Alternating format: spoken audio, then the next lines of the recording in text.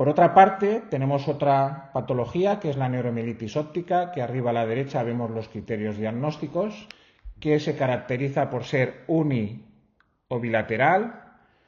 la neuritis óptica, mucho más severa, mucho peor respuesta a esteroides, deja unas secuelas importantes si no se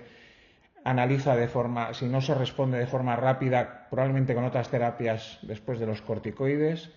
Y como vemos en la derecha, cumple una serie de criterios diagnósticos, ¿no? Necesita tener al menos una situación de un core, que son neuritis óptica, mielitis en el área postrema,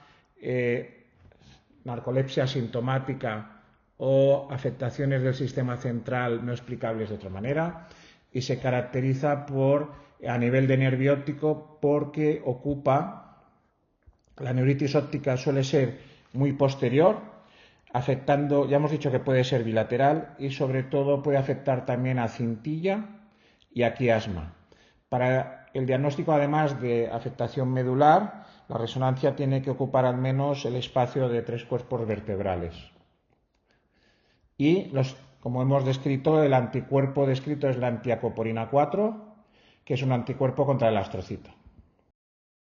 En lo que se refiere a la neuromielitis óptica, el tratamiento ya hemos comentado que suele tener mala respuesta a esteroides. Por lo tanto, si no tenemos el anticuerpo y estamos en fase aguda y pensamos y hay mala respuesta, si la sospecha clínica es que pueda ser una MO, el tratamiento de elección es plasmaféresis precoz. Luego, estas enfermedades requieren un tratamiento y se han utilizado varios que lo que buscan es que haya menos episodios o menos brotes, porque cada episodio de neuritis óptica deja una secuela muy importante. Se ha utilizado el micofenolato, se ha utilizado el rituximab y ahora últimamente se utilizan una serie de fármacos como el inebilizumab, el eculizumab o el satralizumab, cada uno con un objetivo, un target en el linfocito, como sería el anti-CD19 en el complemento o anti los receptores de interleuquina. Estos son los resultados con el inebilizumab, en el cual se ha visto que hay una disminución de episodios y en general el pronóstico es mejor.